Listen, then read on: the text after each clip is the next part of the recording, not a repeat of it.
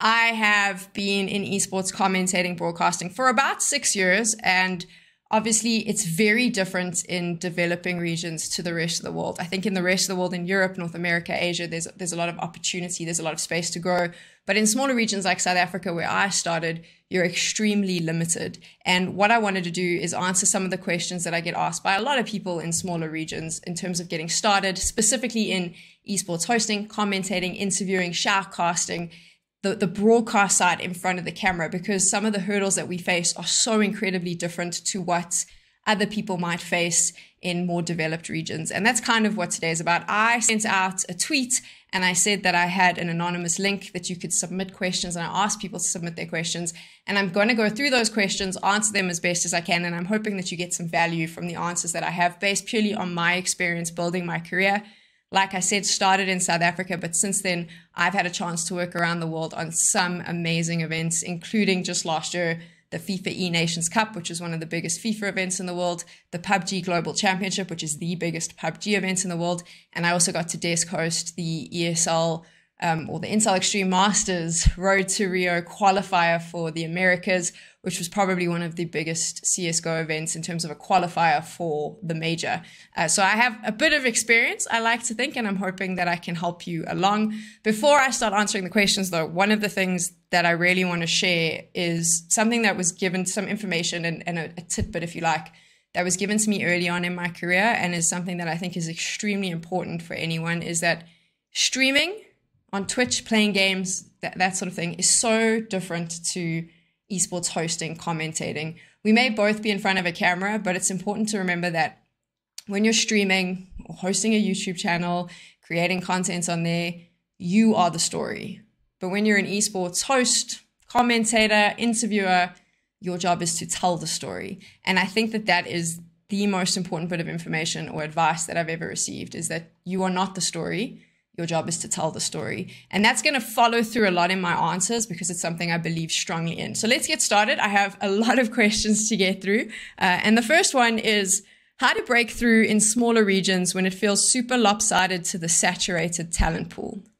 Now, the problem with this is in smaller regions, there are hardly any opportunities. In South Africa, there's maybe 2 or 3 big lands a year that people can actually work at in a broadcast capacity. And while there's a lot of online events, the budgets for these are minuscule, which means the chances of you getting paid is very slim. I know when I started out, you did not get paid. You were lucky if you got a meal at an event.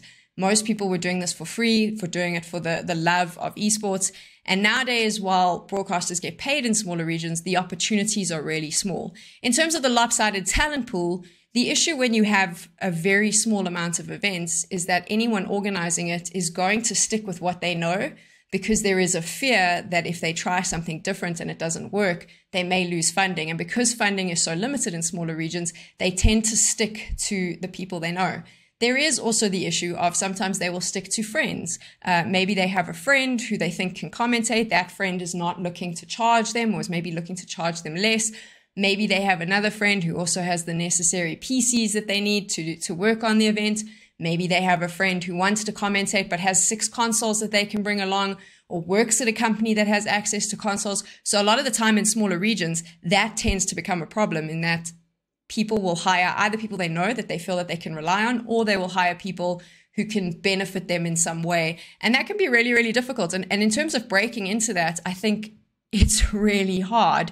It's also really hard when there are only 2 or 3 big opportunities a year and everyone is fighting for it. So from my side, the way I broke into the industry and the way I suggest to anyone in a smaller region is that you really need to focus on making yourself different from everyone else. And you need to show that you're willing to work and put in the time. For me, a lot of people don't know, when I started out, I went to Rage in Cape Town and Rage in Joburg with a camera, and I simply interviewed players. I made these really cringy videos. I think the one was like the bachelors of South African esports. It was horrific. And when I look back on it, I cringe. But that was me constantly putting out content. In that time, I also had a blog, and people were very into written content. So I used to write long stories and opinion pieces about what had happened at certain events, which at the time no one else was doing. And that allowed me to create a niche where people could go, oh, look, here's this person talking consistently about esports.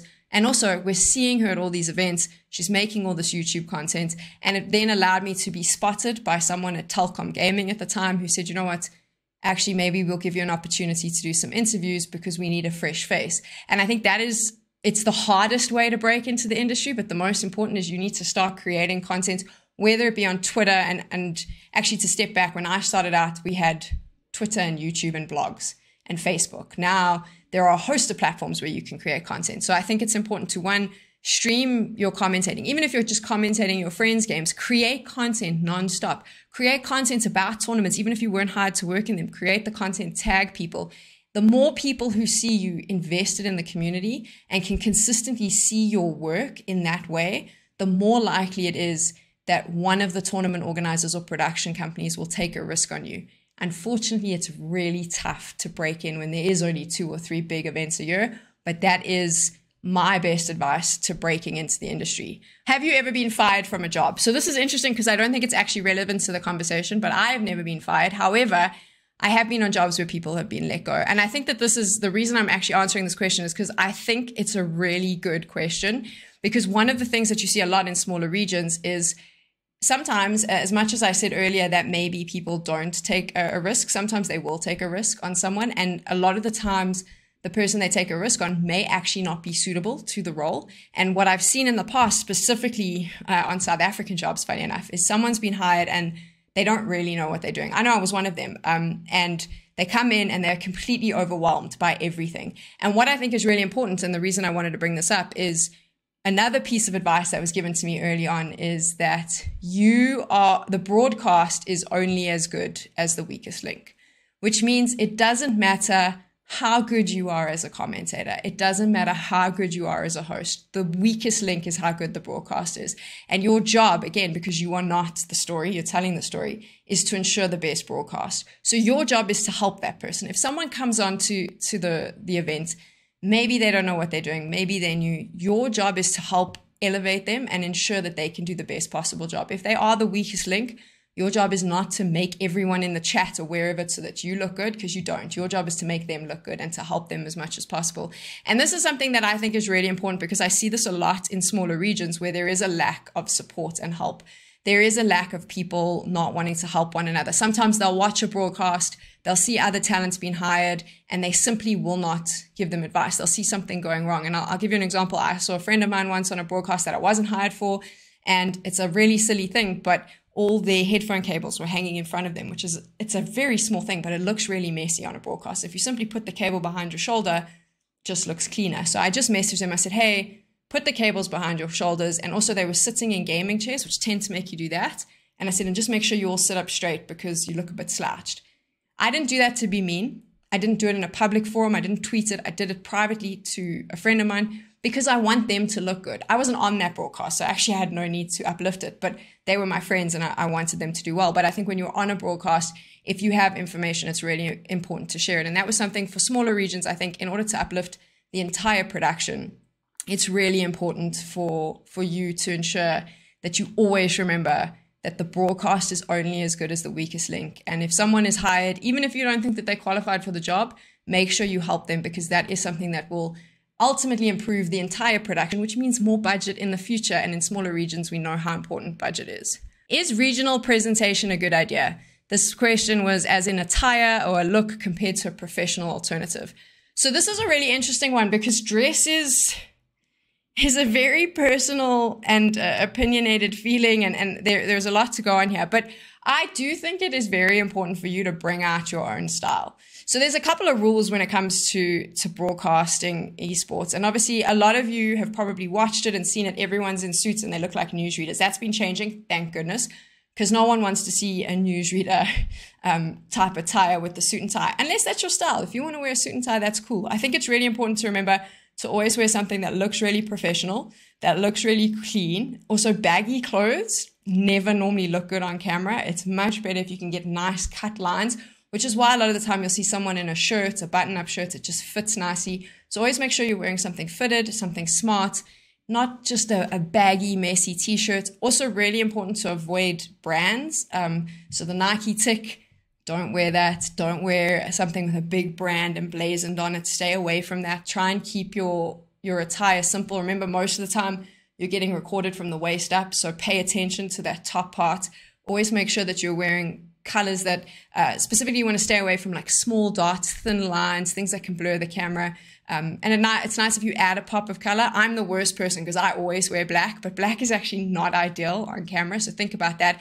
And then when it comes to wearing like traditional attire or attire that's sort of regional specific, I, for one, think that this is a great idea.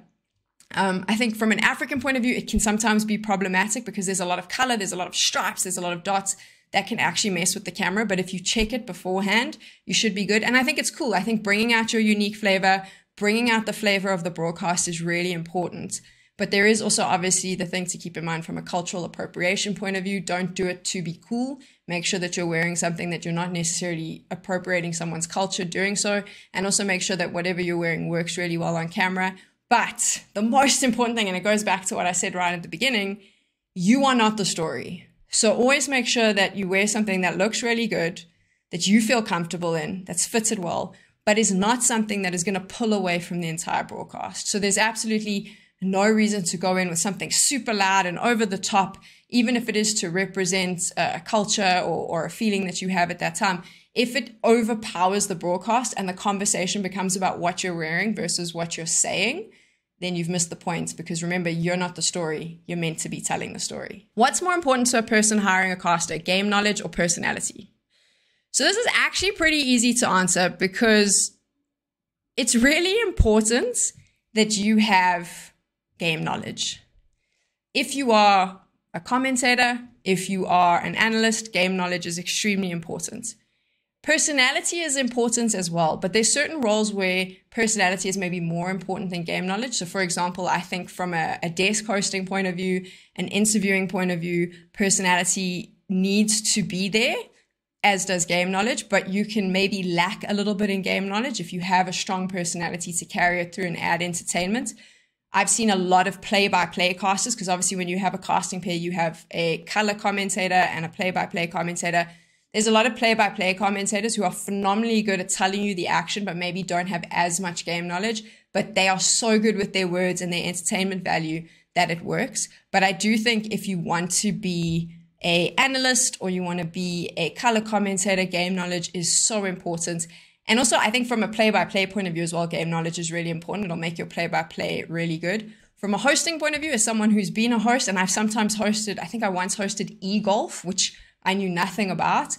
I will sit for 2 to 3 weeks before the event researching the game, making sure, watching people play it, making sure that I understand it at more than a basic level, because I think that you do need to have some game knowledge. So that is really important, but you can potentially get away with less game knowledge than, say, an analyst. No game knowledge, though, means you probably shouldn't be hired, just to be clear. I did get hired for a Dota event once, so what do I know? How can we improve promotional efforts in the local esports and gaming scene to increase awareness and attendance at events? So this one's a difficult one because ultimately this is more business and more industry wide. And I don't really want to talk on that. I want to talk specifically on commentating. So this is something that's really important if you want to get hired for events from a commentating point of view, is building your own community. And again, I said that you're not the story. Your job is to tell stories. But if you're telling stories really well on your own channels, you're going to build a community naturally. And then you become more attractive to tournament organizers, production companies, brands who are looking to hire someone for their events, because they know that they can then utilize those communities that you've built and potentially get those people to the events because they're trying to target the same community. So it goes back to, if you want to promote the event more, it is more attractive to hire someone who has a big community of their own, whether it be an ex-professional player or an influencer sometimes gets hired, because they can then reach a community that the brand wants to reach. So how I want to bring this back is, how do we promote more events? I think that it's really important that the broadcast talent starts building communities that they can then reach out to and say, hey, I'm going to be at this LAN event, or I'm going to be on this broadcast. Please come and watch. And hopefully you'll be able to pull the community. Sometimes if the production is not up to standard, those community members are going to leave, but it is more attractive to someone hiring if you have your own community. And also it's better for the scene as a whole because you'll be able to promote it. What methods or ways can be used to improve his talent in either hosting or casting roles? So from all roles, I think that the most important thing that you have to do is every single time you do a broadcast, you need to go back and you need to watch yourself. And I know that this sounds like a huge mission, but it's so important. You need to constantly watch yourself and you need to be critical of yourself. So one of the things when you start watching yourself back that you'll pick up is that you maybe consistently use a specific word and it becomes your crutch word. So for example, I have a friend who, whenever you ask them a question, they start it with absolutely, and then they continue talking. Absolutely is their crutch. One of my favorites is to consistently go when I throw to casters. So I'm on the desk and it's now time to go to casters. I always like to say, boys, where are we dropping? I've said it so many times now in PUBG that I've had to stop. Things like that, you pick up on your crutches and that you get rid of them, or you can find new words to use. If you pick up on a crutch, what I like to do is then take that crutch word, put it into Google, define synonyms, and find other words that I could potentially use. So that's the first way. And then I also think asking for help. I know a lot of people say that you shouldn't ask the Twitch chat, but sometimes I think it's important to take a clip and say, hey, what do you think? How can I improve? You might get a lot of feedback that's absolutely useless, but sometimes you'll get feedback that I think you may be able to find value in. The other thing, of course, is to reach out to people that you look up to. Ask them to VOD review. When you ask someone to VOD review, the most important thing, please don't send them 5 hours of footage. Send them specific clips cut to like 5 minutes of things you want them to look out at. So what's really important is to say, cool, here's like 5 minutes of me doing a desk segment. Here's 5 minutes of me casting a hype moment. Here's 5 minutes of me doing color casting. And you can ask for feedback. And then again, watch esports. Choose some people who you want to be more like and watch them, learn from them, pick up the little things that they do. Obviously, copying is not something you want to do, but in the beginning, it helps to copy someone's style that you may want to emulate, and then you'll eventually find your own. Outside of the ATK arena, is there a need and want for arenas in other major cities? This is, again, a little bit of a business question, which I don't feel is relevant, but I wanted to bring it up because I do think that places like, and I'm talking to smaller regions in general, but ATK Arena is a gaming LAN lounge in Cape Town in South Africa, and it's a really great space to do community events. And this is a way that you can build yourself as a host, a commentator, host your own events. Do community events. It's something that I did when I started out. It's something I still do. Find an event, host it, invite people. Speak to these venues. If you can find smaller venues, you can find smaller like internet cafes and say, can I do a community event here? A lot of the time, they'll be more than willing to let you do it there for free and say that maybe you want to do a Counter-Strike event, maybe you want to do a FIFA event, and it's community oriented. It's about bringing the community together. They get feet through the door, more eyes on their product. You get a chance to host an event, create content, and ultimately get seen by people who are paying for it. So I think that that's really important to utilize those spaces in the community. The controversial question. If someone wants to start out hosting shoutcasting, how much of the old boys club or cliques keep outsiders out will you have to deal with? Is the old guard welcoming, or do the established people gatekeep? So here's the thing. I do believe that in smaller regions there is, I suppose, the word old boys club or clique. But I think that there needs to be an understanding as to why that exists. So it's not necessarily an old boys club where people are excluded. I think sometimes it is a clique that's unwelcoming because a lot of the time there are people that have been doing this for so long that are stuck, that have put a lot of their own financial stuff into this and therefore feel that they want to hold control of it. So maybe in a sense, the person who asked this question is talking about this, but I do not think that there is necessarily gatekeeping happening. I think what tends to happen is the same people get hired for jobs, specifically broadcast jobs. And this is not actually just a small regions problem. You see this internationally as well. The same people get hired. The reason the same people get hired is there's a few reasons. The first is that they've proven that they're reliable. They've proven that when you hire them, they pitch up. They pitch up prepared, they pitch up well presented, and they do their job. A lot of the time, they're also constantly hired because they're really easy to work with. If someone arrives and they're super friendly, they're always in a good mood, they're super helpful, they're willing to jump in, they have no issue if something goes wrong, they don't get angry or shout at anyone, they deal with problems as they're thrown at them. that is important. The more that you can do that, and the more someone is like that, the more likely they are to be hired for jobs. I don't necessarily think that's gatekeeping. I think that's just how this industry works. And not only this industry, anything in entertainment. If you can prove that you can deliver on the job, you're going to keep getting hired.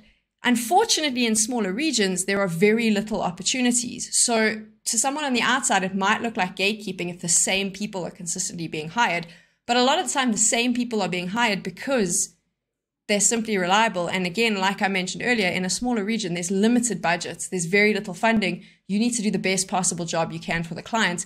It's a lot easier to hire someone who you know delivers the same standard of job time and time again than to potentially take a risk on a new person who may mess it up.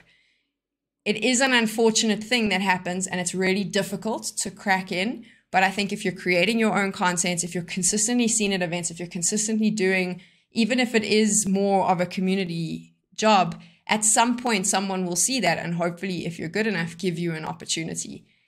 Is it gatekeeping? I don't know, but it does mean it's tough to break into. But I think this is any entertainment job is like that. Anything in front of the camera, much like playing professionally is like that. The best players will consistently get picked up for certain teams over someone new because everyone's always a little bit scared of taking a risk. I hope I answered that question. What do you think the ratio is between gaming competency versus entertainment value? I have answered this already. And again, I think that there isn't so much a ratio as opposed to the fact that it is really important to ensure that you have game knowledge, but that you also add a bit of entertainment value. Unless being the nerdy game person, the person that knows all the facts about the game, is your brand. But it's important to figure out what storyteller you want to be on a broadcast. So define what role it is you want to do. And when you do that role, what storyteller you want to be. Maybe you want to be the super serious analytical person. That's okay. Maybe you want to be the slightly sassy interviewer. That's okay. But figure out how you want to tell the story. And to do that, it's really important to figure out who you are as a person, but also figure out which type of storyteller resonates best with the audience you're trying to reach. Where will the money for substantial growth in the South African esports community, especially considering return on investment for sponsors? Should we look at more games or chase the trends harder? Or should we consider sponsors outside directly affiliated industries? And how big is the audience? None of this is related to broadcast, but the reason that I brought it up is that I specifically wanted to chat from a hosting, shoutcasting point of view. There are a lot of people who jump into shoutcasting because they actually want to be the story. So sometimes they'll be a Twitch streamer and they'll start shoutcasting and they actually want to be a shoutcaster, but they can't decide, like I said right at the beginning, if they want to be the story or they want to tell the story. They kind of want to be both.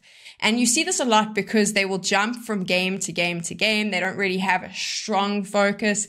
Every time a new game comes out, they jump on it. You saw it a lot with people who were doing Overwatch and they jump to Valorant and now they're in Rocket League and then they jump here. And that can be problematic because what it comes across as is you don't really have an interest in the game. You have an interest in trying to be the big star.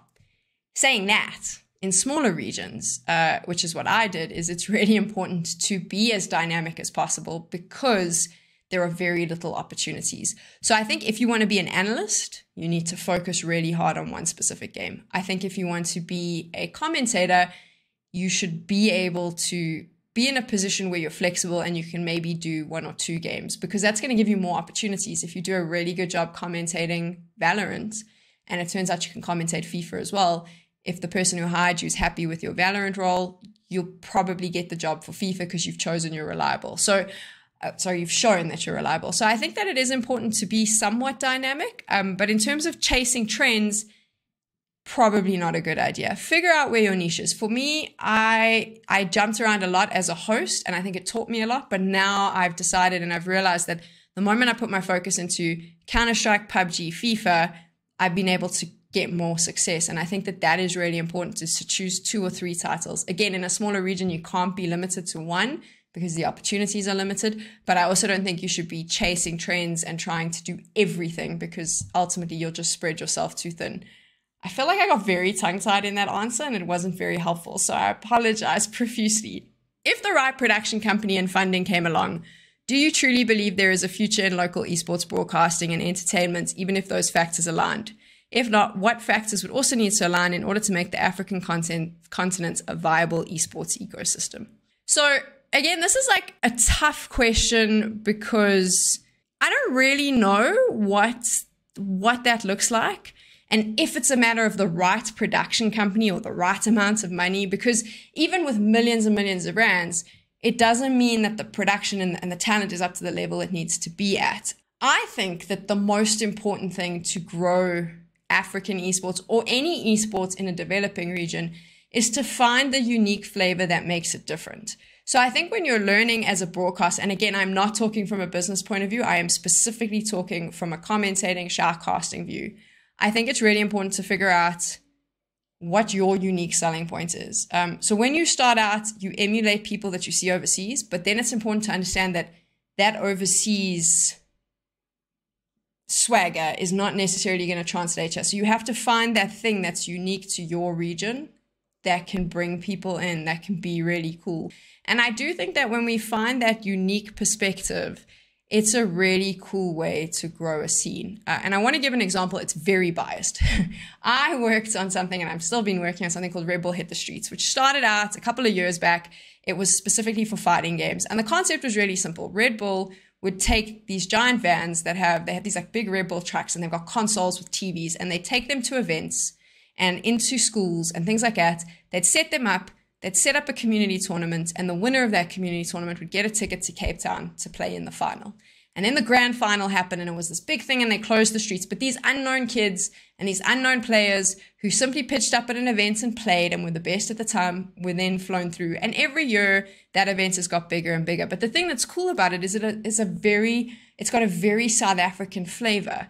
Those big vehicles, other than COVID, would go to local South African gaming events where they could find gamers. And it was like, cool, we've popped up here, come and play.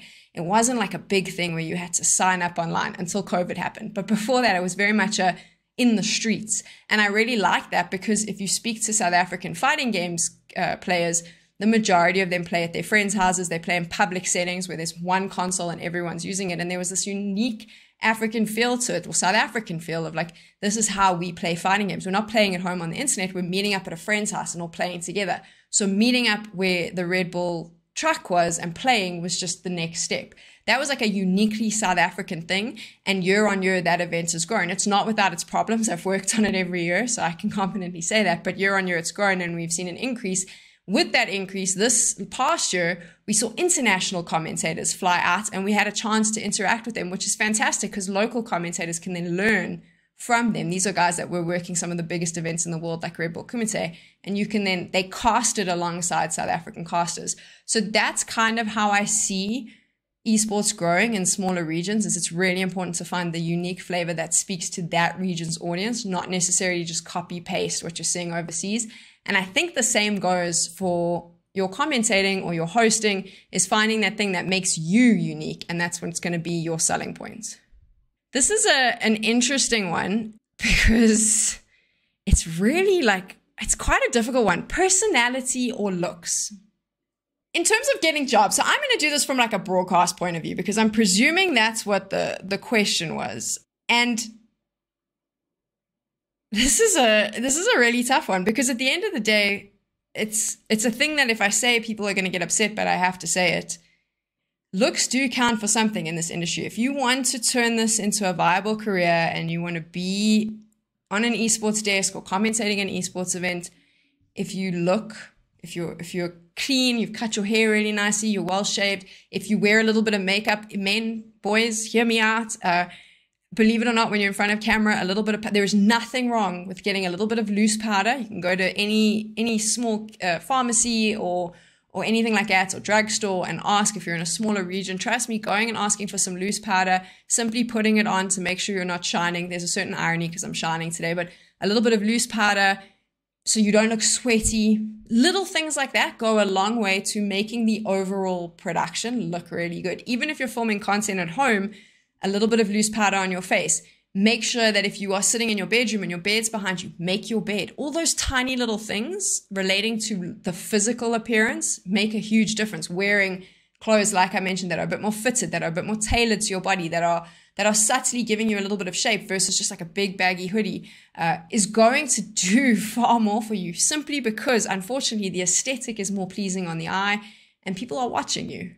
So that's important, but it's not the only thing, because you can look fantastic. And we've seen this so many times in esports where the most beautiful people have been hired and they do not have any personality, nor do they even know anything about the game, and they can't handle a mic and they fall to pieces. And it doesn't matter how good looking you are then or how good you look on camera. If you lack that personality or that little spark, it's not going to go down well. So I think when it comes to personality versus looks, it's a little bit of both. It is important to keep that physical appearance in mind so that you look good on camera, but you do need some personality, because at the end of the day, your job is to tell the story, and with no personality, you're going to struggle to do that. This is a question specifically relating to South Africa, so I'll try and answer it. There are currently 2 South African groups broadcasting CSGO matches. Do you think the competition is better than having them work together? So again, I am only going to answer this from a commentating point of view, because I'm focusing specifically on broadcasting, commentating, and shoutcasting. I think 2 groups means more opportunities for commentators, right? So if there's 2 groups, that means that there's more matches for more people to commentate. And in smaller regions, the more, even if it's community events, the more community events there are, the more opportunities it is for people to get experience and to be heard. On the other side, I think having one broadcasting team doing all the Counter-Strike events in one region can be problematic, because then it's the same people. But obviously being in competition means that you're going to split viewership. I'm going to only answer this from a broadcasting point of view. The more opportunities there are for shoutcasters, for hosts, that means the more opportunities for new talent and the more opportunities for people to get experience and potentially be spotted for a paying gig. I'm a Ghana esports commentator. I've been commentating in Ghana for a while now, but I'm finding it difficult to break the barrier and go international. Any advice or help for me? So this is a really tough one, right? Because at the end of the day, being in a smaller region is tough. The reason it's tough is that you aren't noticed by the people in Europe or North America. They are not watching our broadcast. They don't know you necessarily exist. That's the first thing. So getting on their radar is really tough. You have to do that by making sure that you're posting a lot of your own content, that you're selling yourself a lot, that you have your show reel up, that when you see opportunities advertised on Twitter, you apply for them. When you've got your YouTube channel and you're putting your clips up, when you're doing your interviews, you've got to make sure that people are seeing that you're interacting within the community, so more and more people will share your content, and hopefully it will land on the desk or in front of someone that can make a decision to get you a job. That's all really tough. And unfortunately, whether you're in a smaller region or you're in the most developed region in the world, there's a little bit of luck that plays a role there as well. And I'll be the first to admit it. My opportunities it was a lucky break more than anything. Someone happened, it was Red Eye, the old Dota host, happened to be in South Africa doing some consulting work and hosting an event. I co-hosted alongside him. And at the end of the event, he said, "You're quite good. And if you want some assistance to get some work overseas, I'll help you." And I hit him up and he did. And he spent 4 or 5 months just VOD reviewing with me, telling me how to improve, and then was able to mention me to someone as a potential person to get a job. That was a lucky break. And I think that sometimes a little bit of luck plays a role. So it is a lot of work to get your portfolio up, to build that community and hope that it gets seen by the right person. But the other problem that we face in smaller regions is a lot of the time smaller regions have huge visa issues that come into play. And this is something that isn't spoken about nearly enough. It is very hard to get visas for different countries as a freelancer. You can't just go apply for a holiday visa. If you apply for a holiday visa, you have to have proof of flights, hotels. Working on a holiday visa is problematic. If you get caught, you're never allowed back in the country. Getting a working visa is almost impossible if you're a freelancer. The problem is getting spotted by an international company a lot of the time means that they want to fly you somewhere, and the time in which they hire you, so maybe they spot you, they offer you the job, you've got 3 weeks to get there. For a lot of smaller regions, getting the visa is almost impossible in that time frame. Some people are very lucky. They have international passports. I have a British passport, so getting on a plane and flying into Europe is pretty easy for me, but for other people, that can be really difficult. I say it's easy, but after Brexit, not so much, but you understand. So for a lot of people, it can be really difficult, and that's something we don't speak about is sometimes you can get offered a job, and I've seen it where someone from a smaller region is offered a fantastic opportunity and they cannot do it because they just cannot get the visa in time. So there are some difficulties with getting spotted. However, the thing that we were really lucky with, and I can't believe I'm saying this, is COVID. Because when COVID hits, everything went online, and we've seen more and more people from smaller regions getting opportunities in online broadcasts. There's so many online broadcasts now. So my suggestion would be get your content out there. If you see online broadcasts, message the people organizing them. Say, hey, I just want to send you my show reel. This is what I'm doing. I'd love to have an opportunity to work on your product. That's all you can do. Knock on as many doors as you possibly can and hope that one of them open. Do you ever run out of words when casting? All the time. So someone told me once, which is a really interesting thing, and I actually think that it's really important, is that if you run out of, if your train of thought runs away with you, and this happens a lot if you're broadcasting, is sometimes it happened to me while we were doing this. I just lost my train of thought and I couldn't remember where I was or what the question was. That's normally because your brain is moving faster than your mouth. So what you're saying, you're already thinking like 4 steps ahead. This can happen in broadcast. You have someone in your ear, someone's talking to you, you're watching the game. You can be way ahead of where you need to, and then your mouth takes a while to catch up. What's really important is to pause, take a breath, and then carry on. We are, as broadcasters, sometimes we're terrified of silence, but a strategic pause can be more impactful than any hype calling. So I'm going to clip that because I feel like that was actually quite a fancy thing to say.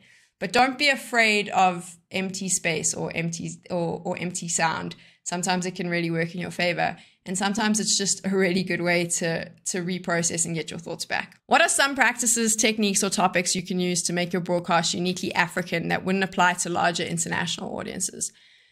This is specifically, obviously, an African-related question, but I think, like I mentioned, you've got to find that hook that speaks to the audience. Not everyone who watches esports is going to like what an overseas tournament organizer does. You can't always do what overseas tournament organizers do because their budgets are like 7 times the size. You need to find the thing. The first thing you need to do is find the thing or the audience that you want to speak to. And it can't be everyone who plays games. You need to sort of go, cool, we want to specifically target fighting games people, or we want to target this type of person. Then determine what it is that that person enjoys and create the broadcast around not only that person, but also the player, because that is how you determine the person that's going to watch it. Figure out who the player is, who the person is that watches that player, and how you create a product that not only shines the best possible light on the player, because without the player there is nothing, but also gives the community that you've identified the best possible viewing experience to connect with that player. There is a uniquely African hook in that. I mentioned what we did with Red Bull Hit the Streets, and it's similar to that, is finding that unique hook. But the first thing you need to do is identify the audience. I have sat in so many meetings in developing regions, specifically South Africa, where someone's come in and said, I want to do an esports event. And we have told them, or you've said to them, cool, who are you trying to reach? And they go, all the gamers, everyone who plays games. It's never going to happen. Not everyone loves Dota. Not everyone loves watching Counter-Strike. You need to identify and narrow down who it is you're aiming for and who the player is that you want to, when I say who the player is, not necessarily an individual player, but what that player looks like. And from there, you'll be able to find the uniquely African hook, or whatever region you're from, their hook, and work from there. And now all the questions have been answered. I hope that you found some help in this. I feel like it's a good time frame as well. I've tried to answer as many of the questions that have come through. There's obviously so much we can speak on and talk about, but I'm hoping you got a little bit of value.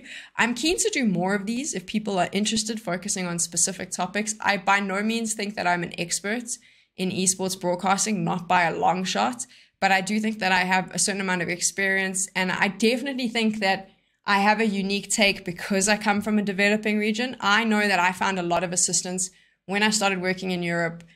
I was able to get a lot of assistance from far more experienced commentators, hosts, interviewers who helped me. But the very unique problems faced by developing regions and esports in developing regions aren't necessarily aided by that advice. A lot of the time, the advice is different because of it being a smaller region.